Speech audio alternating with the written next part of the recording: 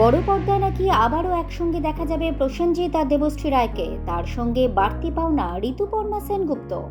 সম্প্রতি এক সাক্ষাৎকারে প্রসেনজিৎ জানিয়েছেন, পরিচালক শিবপ্রসাদ মুখার্জি ও নন্দিতা রায় ইতিমধ্যেই তৈরি করে ফেলেছেন প্রাক্তন দুইয়ের স্ক্রিপ্ট।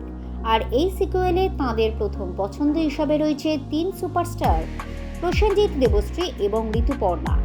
প্রসেনজিৎ আর ঋতুপর্ণা দুজনেই প্রস্তুত। এখন সবকিছুর চাবিকাঠি দেবশ্রীর সম্মতি। তিনি হ্যাঁ বললেই বহু বছর পর আবার এক ফ্রেমে দেখা যাবে এই স্বপ্নের ত্রয়ীকে, যা নিঃসন্দেহে বাংলা চলচ্চিত্র জগতের ঐতিহাসিক একটা মুহূর্ত।